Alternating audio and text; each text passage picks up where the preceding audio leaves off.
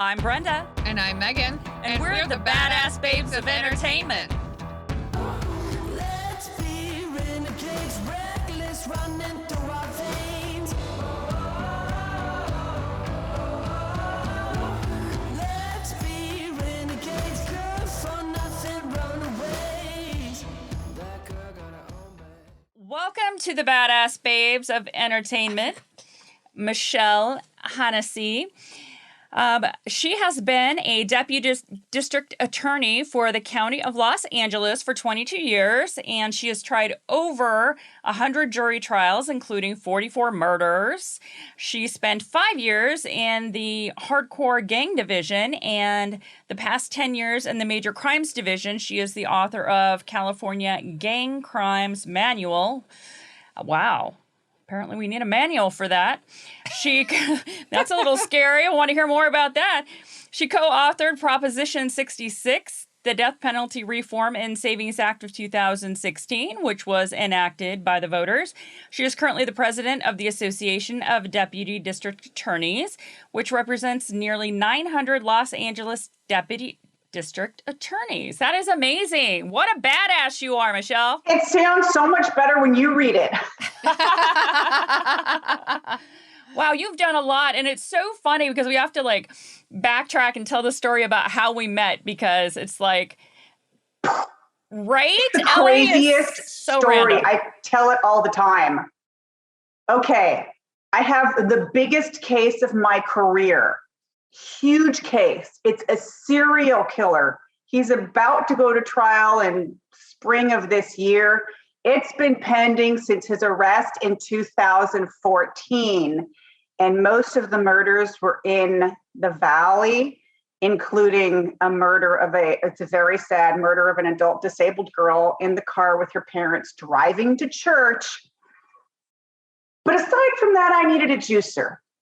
My sister juices and I like the juice and I needed a juicer, but I didn't want to pay $300 for the brand new Breville juicer. So I started searching around to find one used, and I found one morning. And the angel sang, and the lady said, it's already sold, but maybe he won't show up. You can come. So I jumped in my car with no makeup and my tea in my hand, zoomed. All I did was hit the address without looking at it on my app and drove to the Valley. Yes. And as I turned on the street, I'm like, oh my goodness, I know this street. I know the street name.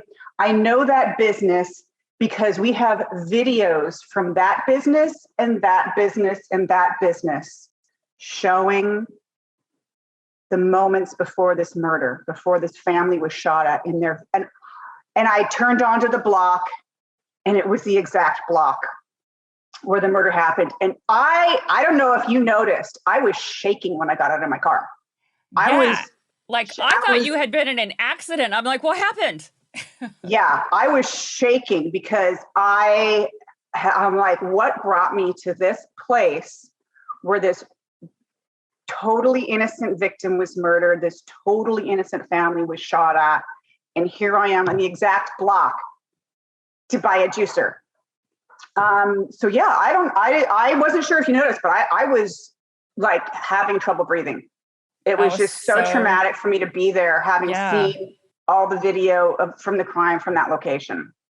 And what she's talking about is she came to my house to buy my juicer on OfferUp, and we were having a yard sale, and so we were both there. And we were both like, what? We didn't understand what was going on. We thought something had happened to you. And then you're like, I'm a DA. And I'm like, okay.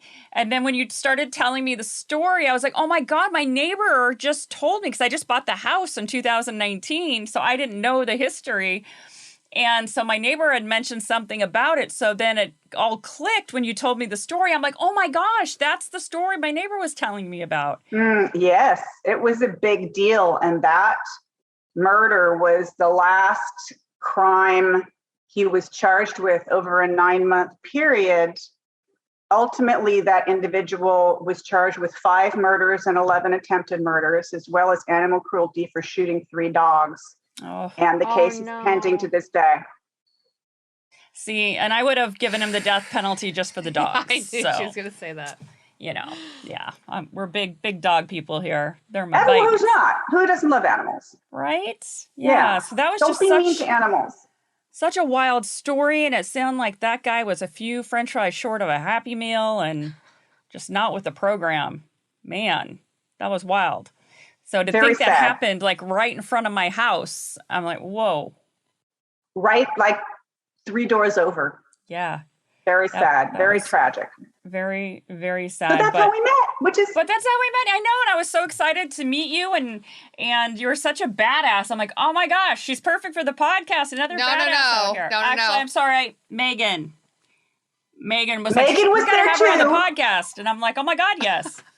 I was still stuck in the murder part of it because I'm like a crime junkie. So I was like, oh my god, that's so crazy. And she's like, we gotta have her on the podcast. And I'm like, oh my god, yeah, we do. Good thinking, Megan. and here we are. Here we are. And here we are. But so that is so cool. And your history and what you've accomplished and what you've been involved with is so amazing. And I know that you're dealing a lot right now with, you were talking about COVID and, different things happening within, the legal system with it. Like, what are you coming across? What are you dealing with right now? The court system's a little crazy right now. This is usually a system that deals with time limits and getting things done fast, and getting jurors in and getting cases tried. And COVID has really shut the court system down and affected us significantly. And I think probably after hospitals, courts are probably one of the dirtiest places in the county.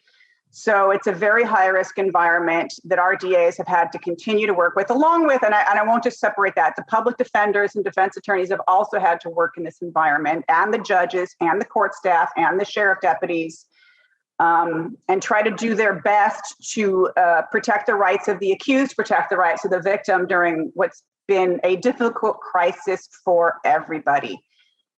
This latest Omicron variant is wiping us out. People are going down left and right in my office, in the courts, just like all the other businesses. They're having trouble staffing our office in the courts. So it's been really, really difficult. Yeah, I bet. And it always seems like we just get a leg up and then we have another variant. And it's like, okay, so are we going to have herd immunity soon since we all seem to be getting this? Look, I'm as frustrated as the rest of the planet. We all want this to be over and go away and get back to, our normal lives. It's been really hard. And I think it's stressful in so many ways that we don't always even recognize. For example, I was supposed to go see my mother, and then I got a cold and I couldn't get a test, so I couldn't see her because she has a very fragile immune system. And I'm like, sorry, Mom, it's your birthday. But as we both know, if there's even a chance I have COVID, I can't go see you. And you have to cancel travel plans and you have to cancel family plans, because even if you don't have COVID, if you just have a tickle in your throat and you can't get a test because they're not available, you just have to change your entire way of living and doing things. And it's stressful for everyone. Definitely. So what has it been like being a woman and working in the hardcore gang division? What's that about? I consider myself fortunate and blessed to have found my way to a profession that values strong women, where that you are rewarded and promoted and esteemed for being strong and outspoken. And I don't want to say aggressive. Aggressive can have a negative connotation when you're a woman, not when you're a man maybe, but when you're a woman. But strong and assertive women who can go to battle at trial are valued in my profession. So it's a fabulous place to be. That is really cool. So working in the gang division though, like what is that like? The gang unit, it was a really interesting place to work. You really deal with some of the most extreme cases, the highest risk cases. It's a very sad reality that gangs are very retaliatory towards people that report to the police, towards witnesses that report. There's the common saying, snitches get stitches and wind up in ditches. So you have a lot of collateral issues besides just trying the case and trying to prove that the evidence proves someone's guilty. You have witnesses who are at risk, who have to be relocated and put in witness protection. You have to get special protective orders for evidence because the gangs will they'll try to get the police reports to see if a witness made a statement and then give them the green light to kill them or discipline them. So you have to, watermark your evidence, get protective orders from court that it can't be given out or distributed to anyone but the defense team. So there's a lot of collateral issues that you have to deal with, different from just proving the case in court and presenting the evidence. And that's trying to protect your witnesses. And I'm very sad to say that I've had witnesses get murdered. Witnesses get murdered in retaliation for testifying. And that is the most horrible feeling that you can have as a prosecutor, because in a way you put them in that position against their will. And it's the worst possible outcome. And all you can do is try to weigh that against the harm caused by letting gang murderers go free to murder more people. Right. Have you ever been threatened or? I've never been directly verbally threatened. I had an incident once where while I was in trial on a Mexican mafia 3-strike case. It was very weird because it turned out the court clerk was best friends with the defendant's wife. You're like, what? Yeah. Why are you friends with the Mexican mafia drug dealer's wife? But people live in neighborhoods and they don't know what everyone does for a living.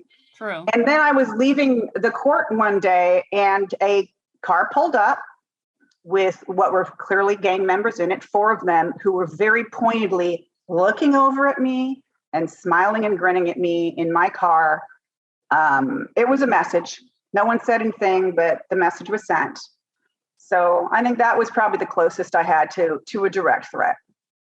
Did that make you want to quit or get protection or take any kind of action?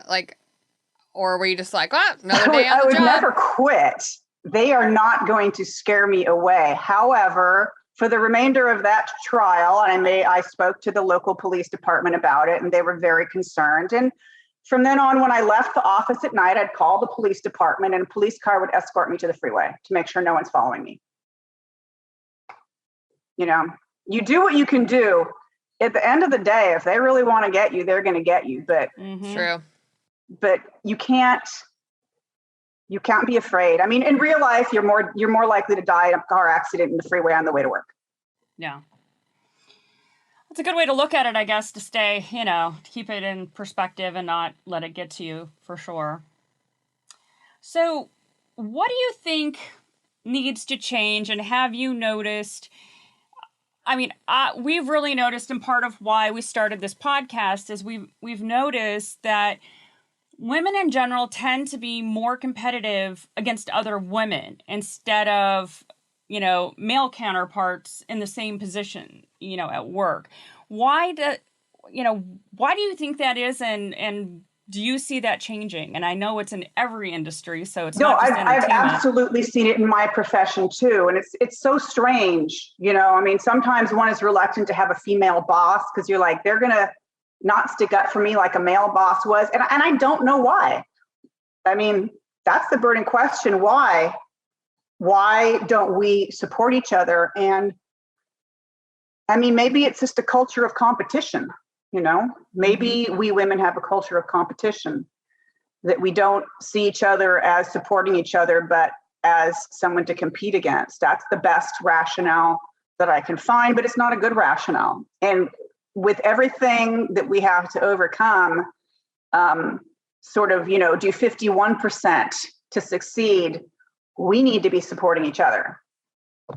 Absolutely. And, the thing that I've noticed with women, it's like, when we have kids or, we're taking care of, other family members, there always seems to be something additional that women have to do that most men don't have to. Men are focused on their career, and then the women, it just seems like we are so much more responsible for like the family unit, whatever that might look like. And I'm just wondering if maybe that's part of it too. It's like we're so protective of what's ours because we've had to work so much harder for it. And maybe that's part of it too. I'm still like trying to wrap my head around why it's taken us so long to come to this realization. A show that I watched that was a real game changer for me was Mrs. America on Hulu. And that had the history showing like 1970 when we had a chance to really make a move for the White House, that women turned on each other between the different parties, Republican and Democratic parties. Had they, joined forces and helped each other, we would have been so much farther along in politics than we are now.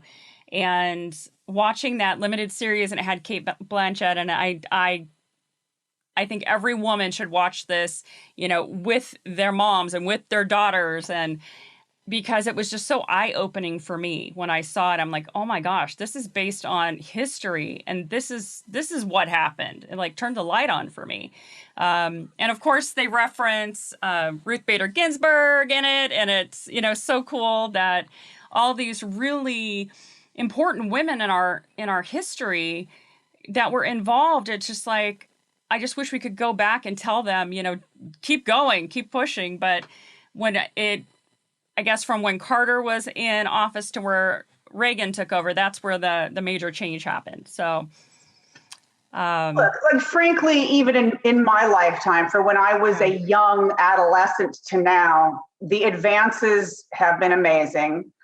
At this point in my career and in my life, it is extremely rare that I feel sort of disadvantaged by being a female. Really, really rare. And it's usually some old school judge who's 90 years old who calls me dear or something like that. But my colleagues, I am happy to say, are from my generation and younger generations, and the ways of thinking have changed. Yes. And I definitely think that, the generations, behind us are really going to have an opportunity to make some, major changes for women, now that we kind of, have that going for us. And this is the time. This is when it's going to happen. And if we can be supportive of each other and positive and help, raise each other up, I think this is the time that it's going to make the biggest difference for sure.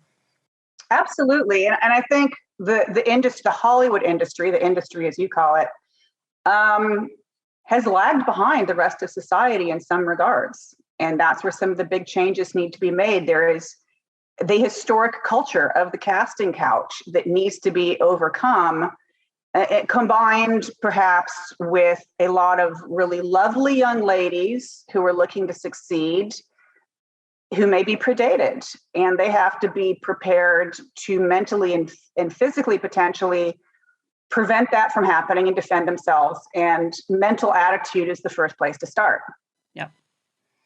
Yep. And valuing yourself and, protecting yourself. And I think, and not being naive. I think that, the days of us being naive are over. We know what's out there.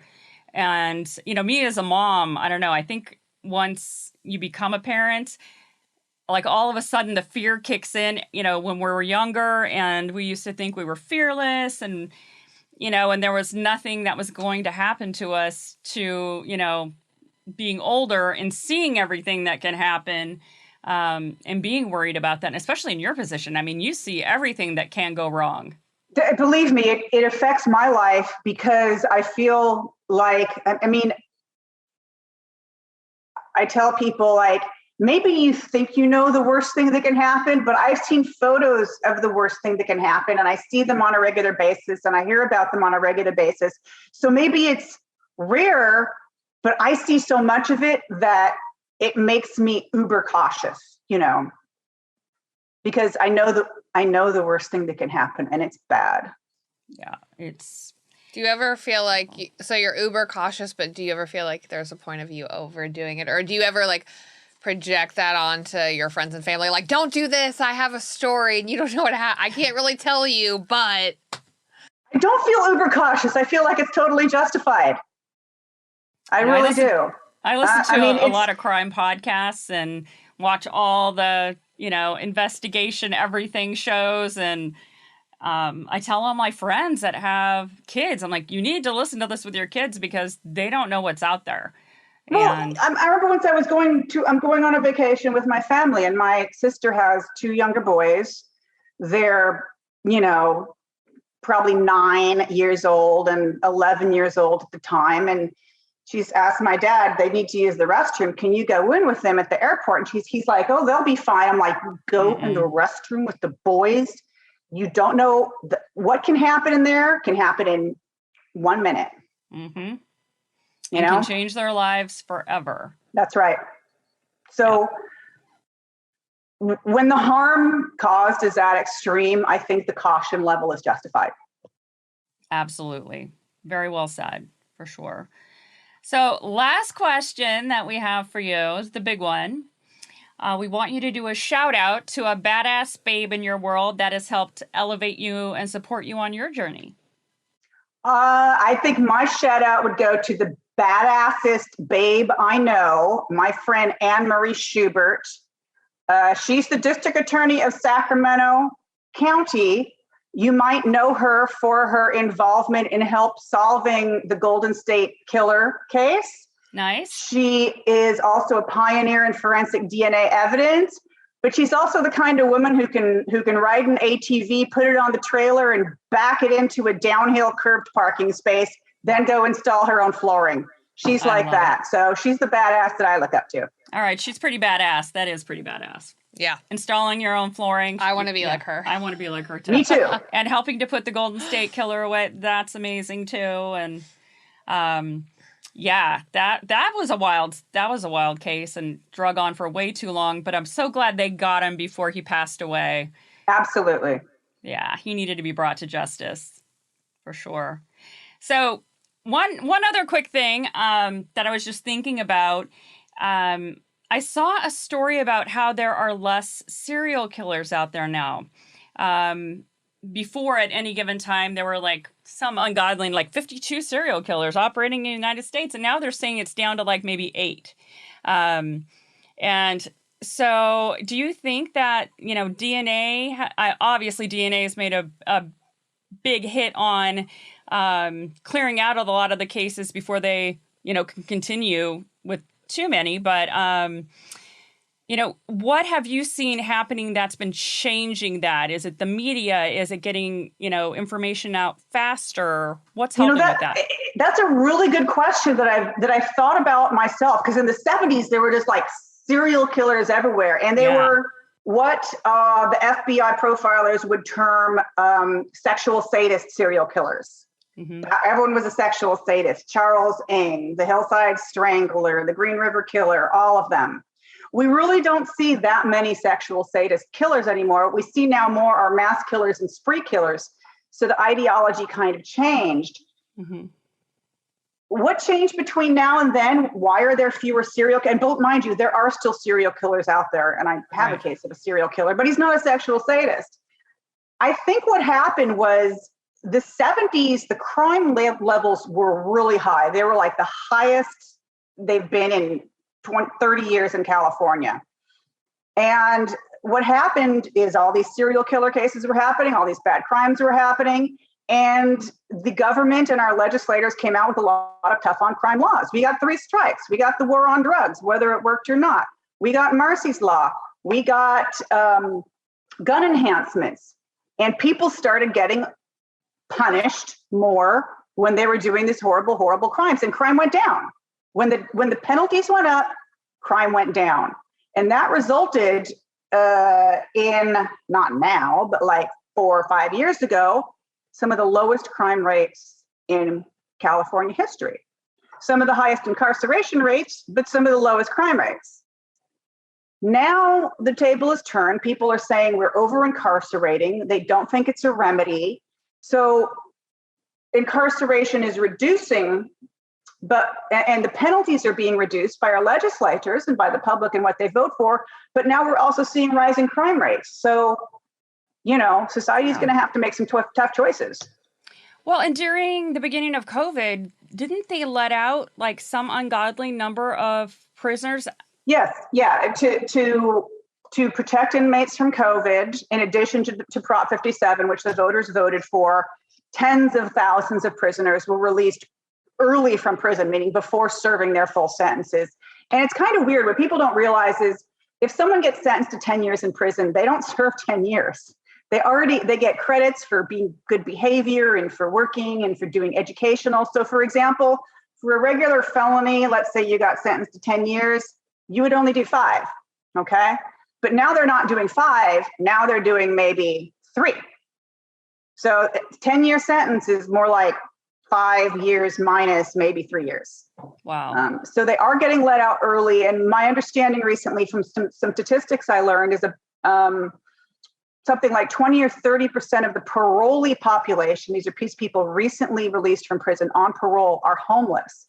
So these are the people making up the homeless population that we're seeing expanding in the state. Yeah.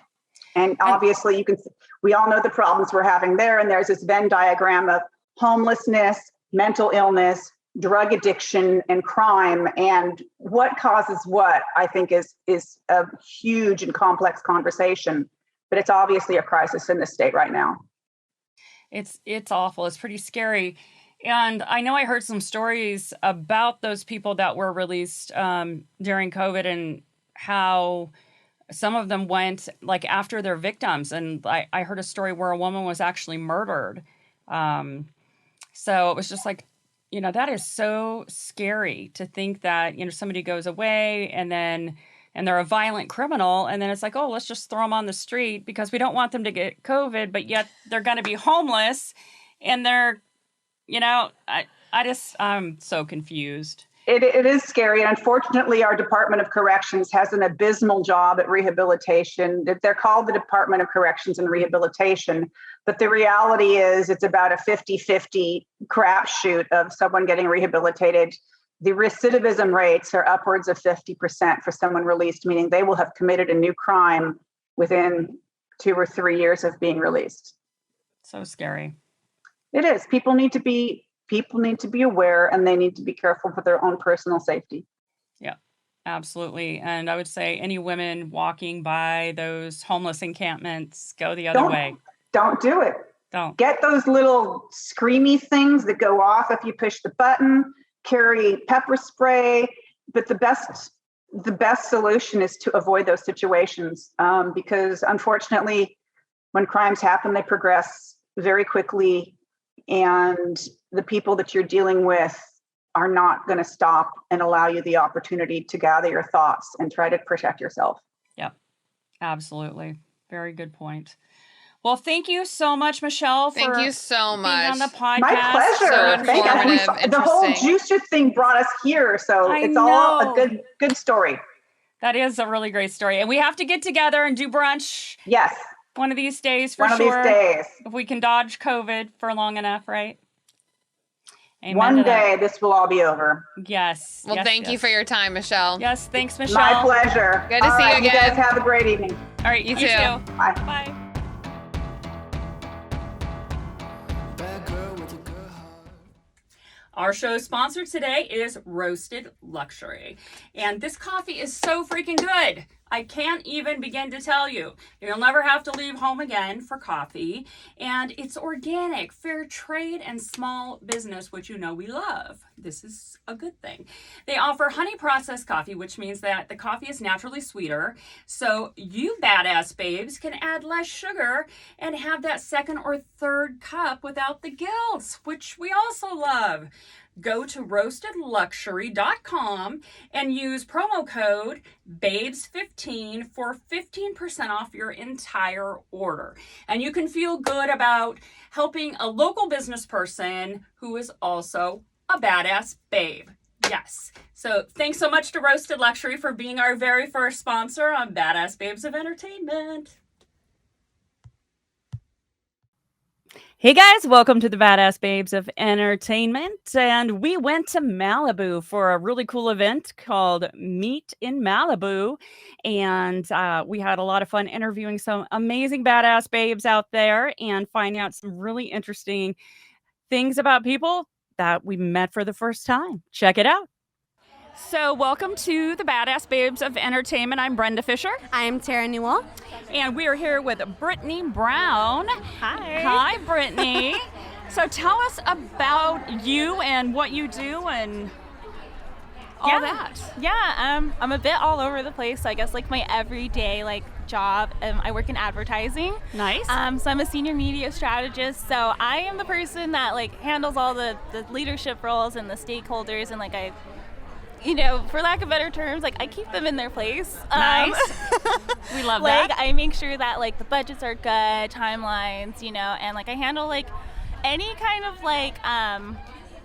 display ads on digital kind of platforms. I handle all of that, and I help the billing and purchase them and things like that. And then I can do the traditional media where it's out of home boards or the print stuff. So my days are really crazy all day long filled with meetings, but I love it, and I have a couple assistants under me who I get to mentor, so it's fun. That is so cool. And then you're starting a hair company soon? Yeah, so this upcoming August I'm starting a hair company. It's called BB Collections. So I'm hoping, the whole entire brand is called BB Collections, and then I'm having my hair that's going to be underneath it. So first off, I'm starting off with wigs, and then hopefully going to progress into bundles and stuff. I'm very type A, if you guys can't tell. So even when I'm not working, I get super bored, and I just, and my brain starts going because it's weird to say, but I don't really believe in hobbies. I believe in how can I make money? Right. Okay. Type A. Yes. Understood.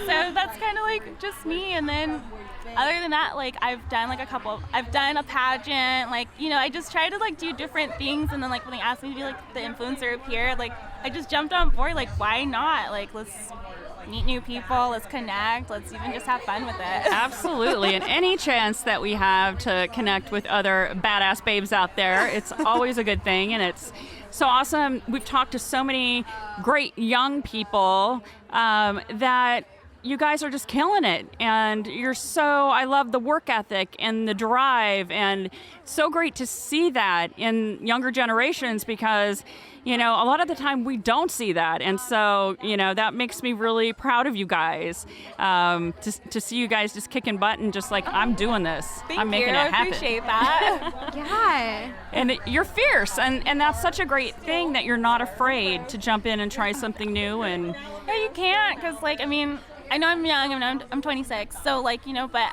I don't want to have any regrets or look back on what I could have, should have, Yep.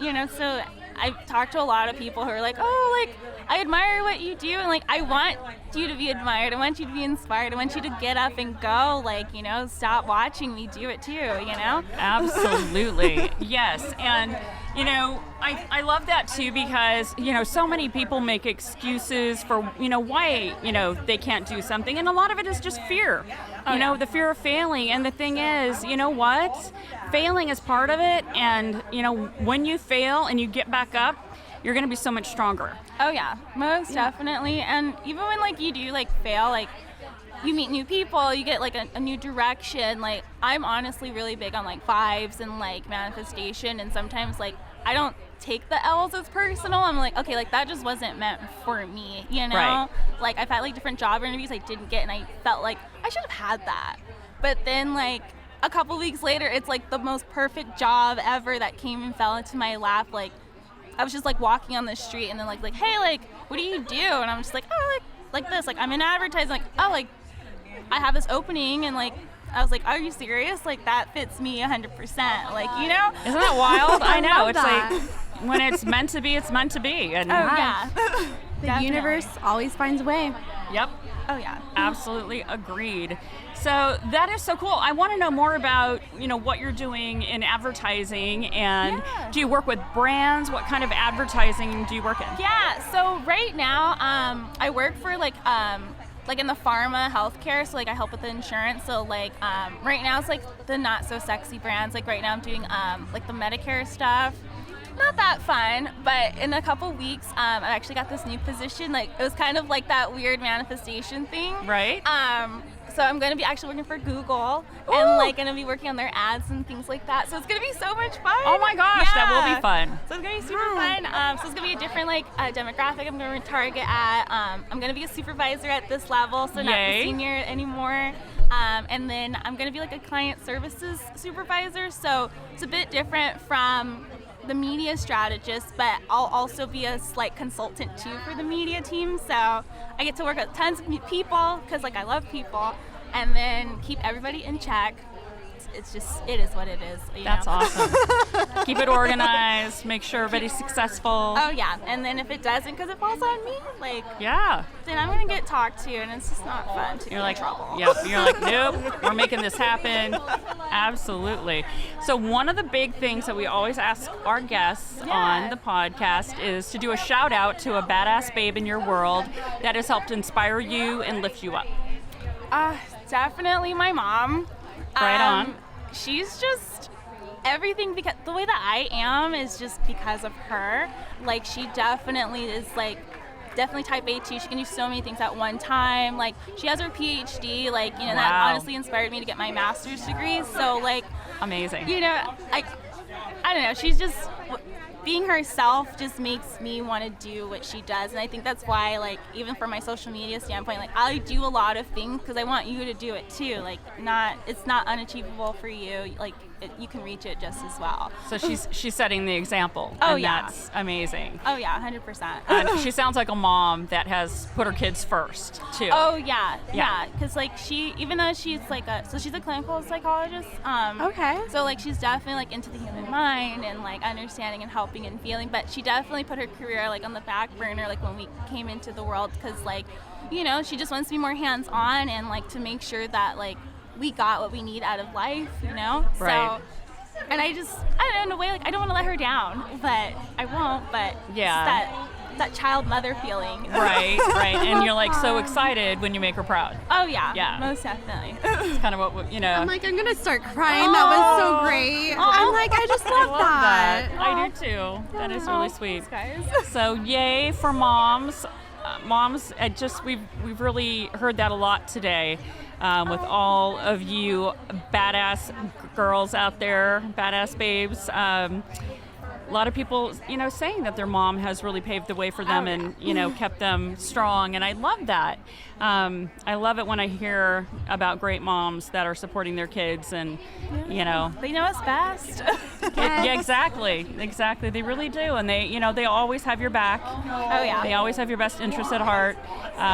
You know, my son and I are like best buddies, and, you know, and he says the same thing. You know, on his Xbox Live with his friends, they're all like, you know, your mom is the best. And he's like, I know. And I love that. You know, hearing that as a mom, you know, that makes us really happy too, that, you know, you guys are proud of us. Yeah, even though we don't say it often, like, we do love them and like we appreciate more than you guys think we do. So yeah. Yeah, that's really cool. We have to have your mom listen to the podcast then, so that she can hear you singing her praises for sure.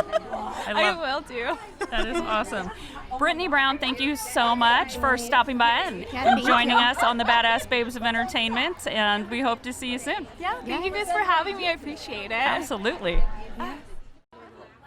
All right. So, welcome to the Badass Babes of Entertainment. I'm Brenda Fisher. I am Terra Newell. And we are here with the fabulous Erin Hill. And she is a sleep coach.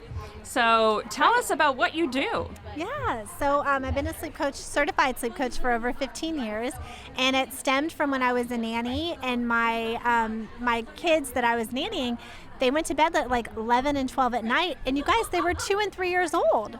So they became little narcoleptics when I was watching them, you know, the next day. They didn't have enough sleep, and so they'd fall over, you know, at the playground. Oh, and jeez. honestly, it was dangerous, to be, you know, honest. So I said to their parents, I kind of gave them an ultimatum. I was like, guys, if you can't get your kids to bed, to sleep earlier, it's been a long day, right? Then I'm not going to be able to nanny for you anymore, because I can't nanny properly like this, right. you know? And I was the oldest of 5, and I knew that, like, we didn't go to bed that late, you No. know? And I was was kind of the mom of the family. Right. And helped, the kids get on schedules. And so I'm like, I got this. Let's just put them to bed by 8 o'clock. I think that's reasonable, right? Yeah, absolutely. These were different kids within 48 hours. These were different kids. They were craving that sleep. They needed it desperately. They were so sleep deprived. So they're like, oh my God, this is a game changer. Then I worked even more because they wanted date nights out, right? Because their kids were sleeping. So I kind of screwed myself there. But no, in the long run, it was amazing because they told all their friends, who then hired me to sleep coach their kids too. Right. So it just kind of snowballed from there, but it's such a passion of mine. And my husband always says it's the best thing I ever did for our marriage. 11 years rock solid, because our kids, even though they're 7 and 9, they've been sleeping through the night for 12 hours straight since they were like 3 and 4 months old. Oh, wow. Wow. That's incredible. In their own beds, we never co-slept. Not that there's anything wrong with that, but I'm just saying, if you want that, if it's not working for you anymore, come to me and I'll get you back on track. I like that. And I like that you said if it's not working, because there may be people where it's like, hey, 11 p.m.'s that kid's bedtime, and that's what works. I don't think it does great for your circadian rhythm, but no. But yeah, if it's working, if it ain't broke, just go back to that. Hey, and if it's working, you don't need me. But I'm here for the people that do need me, that are like pulling their hair out and, got the bags under their eyes because they haven't slept for more than a couple hours, at night because their kid's up every 2 hours, right? Yes. So I love bring them all to me. Bring them all over. I love that. I'm sure there's a lot of moms out there going, yes, I'm going to do that. And please reach out to me. It's a free phone consult. It's 15 minutes of your time. We go through the scheduling and see what's happening and what we can fix, and tips and tricks and all of that. And there's never any obligation to continue. I have a 7-day program that I put everyone on if that's what they want to do. Very affordable, and it's 7 days. That's it. In 7 days, you can have a better sleeper. And I'm talking, we go from, getting up every 2 hours to sleeping through the night at the end of that 7 days, sometimes even sooner. Oh, wow. I've had night one successes before. Wow. Because the kids just don't, they don't know until they know, right? We got to teach them that skill of self-soothing. Right. That's really all it boils down to. I know adults that can't even self-soothe. Right? Oh, yeah. No doubt. It's so important. Yeah. I know, or we can't sleep through the night and we're waking up all the time and all of that. It's like, oh my gosh. Weighted blanket. Weighted blanket. Okay, so the weighted blankets, though, how do you measure the size and the weight and stuff? I'm so glad you asked. So it's 10% of your body weight. You never want to go over that. And you're not trying to get a person's weight on you. I mean, I'm sorry, the single people out there, you don't want to get a boyfriend in a weighted blanket. Like, you're not trying to do that. Don't suffocate yourself. 10% of your body weight, no more than that.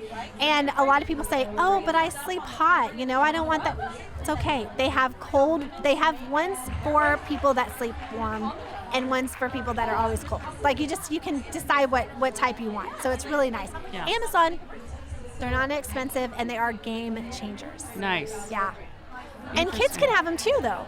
So if you have like a night terror, child with night terror, it's really difficult to get that under control, and to give them some comfort. Right. You could get them a weighted blanket, and it's going to feel like you're hugging them or holding them, but you're not having to be in the bed with them, actually hugging or holding them. Right. Gives them that security.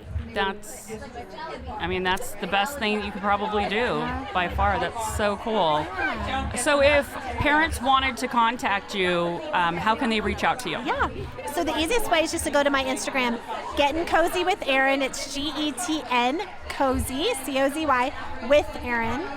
And they can DM me, and I am always happy to schedule a 10, 15, 20-minute phone conversation and just see if I can help. I don't do this for the money. I really want to help people. So I make sure that I can help you before we sign up for any program or do anything, beyond that consultation. But I just like to see, I'm curious. I want to know why you're not sleeping. And I can give you quick 3 tips right now if you guys want. Yes.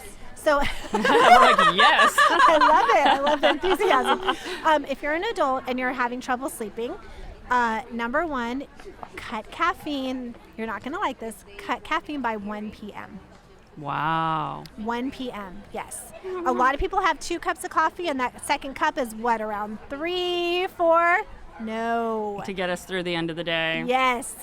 You got to find something else. Go on a brisk walk, even take a cat nap. Take a 10, 15-minute cat nap. Do some yoga. Move your body, right? So much better than taking more caffeine in your body, because it's going to prevent you from falling asleep, and your mind's just going to roll, and stop the scroll. Stop the scrolling at night. Try to get off your phone an hour before you go to bed. And for adults, like I said, kids need to go to bed between 7 and 8 p.m. Adults, 10 and 11. Yeah. You get a second I would wind go to after bed 11. at 8 if you'd let me. And there's nothing wrong with that, And if you're wondering what time your kids should go to bed, ask yourself, what time do they naturally wake up in the morning? You go 12 hours back.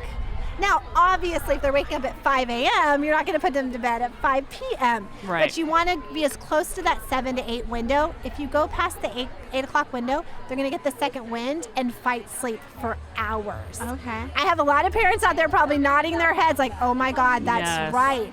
So as long as you get them in bed, and the other thing I'll say, if you have a baby and you're nursing them to sleep, rocking them to sleep, obviously after 4 months old, not like tiny little newborns. We're not talking about that. That's survival, right? We just survive for 3 months. Yes. After that, though, you want to make sure you're putting them in their crib awake, not asleep. Let me give you a quick scenario. Okay. What happens when, as an adult, you fall asleep on the couch and you wake up in your bed or somewhere else? Do you not freak out? Yeah. Are you like, how the hell did I get here? Yep. Did a fairy carry me up, or what's happening? Right. Same with a child or an infant, if you're rocking them to sleep, they fell asleep in your arms. Why are they in the crib? They're freaking out. Wait, where's mom? What's happening? Yeah. If they fall asleep in the crib, they wake up and they're like, I'm still in my crib. I'm cool. Everything's cool. Yeah. I'm good. So that's really, really important. You don't want to Interesting. it's almost like a jarring feeling when they wake up, because kids wake up between 8 and 10 times a night naturally. But if they know how to self-soothe, you won't even know. They'll just go back to sleep. And you watch it, it's magic. I like that. And a sound machine, very important. Yeah. Sound machine, dark room, all of that. Yeah. Sleep sack. Yeah. Do you have it on like a certain frequency, or For do the sound you machine? Yes. So it should sound like a shower is happening in the room. Okay. So, and you want it continuous. Please, for the love of God, do not get one of those ones that shut off after 30 or 45 minutes. Oh. It's like putting an alarm in the crib or the bed or whatever it is. Right? No, continuous throughout the night, because you never know. A dog can bark. A lightning storm can come out of nowhere. Yeah, something to startle them. Anything. Yeah. And we're all light sleepers, at the end of the day. So you want to have that ambient noise that just blocks it all out. I have an air cleaner in my room. Perfect. And I crank it up so Yep. that it's that even sound. Yes. And at the same time, it's taking So junk out of the air nice. so that you're not Absolutely. like stuffed up at night or feeling, all the win-win. allergies. Win-win. And I'm one of those people that wakes up multiple times a night, and I found I put on a podcast so that I'm not looking at something and scrolling on a screen. I'll turn on the podcast just for the audio. Yeah. And usually it's voices that are soothing to me, that don't jar me or don't keep me up. So are you more focused on what they're saying though? Because for me, I couldn't do that. I'd have to. I can't even listen to music with words, because I love to sing. So I'll be singing it in my head, and I'll never go to sleep. Yeah. And also, don't fall asleep with the TV on. Yeah. Yeah. My husband did that when we first met, and I said, this is a deal breaker. So I will put you to sleep. You guys can take that however you want. But the TV's going off, okay? Yeah. And he's like, okay. Yeah, he was fine with it. Yeah, 11 years later, right? Right? Doesn't it up your cortisol levels too when you fall asleep with the TV on? Absolutely.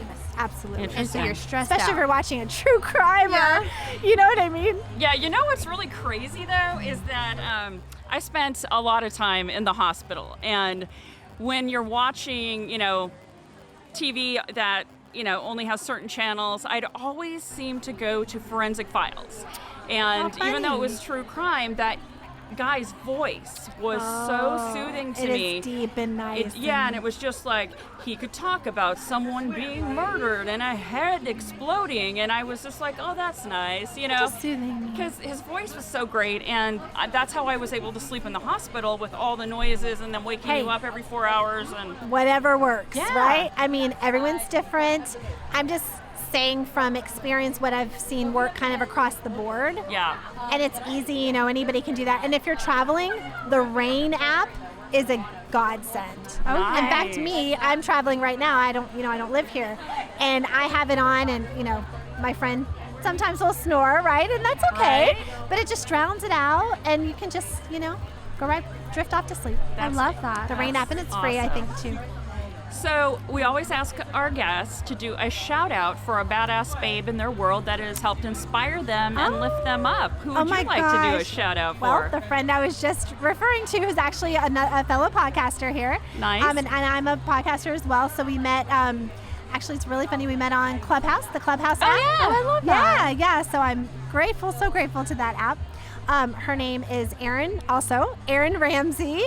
You're such a catch is her tagline. She is a manifest queen. Nice. She is such a incredible energy. She's just all about energy. She believes the universe gives us what we need and what we want. And she's like such a dear, dear friend of mine. So she's been a gift to know.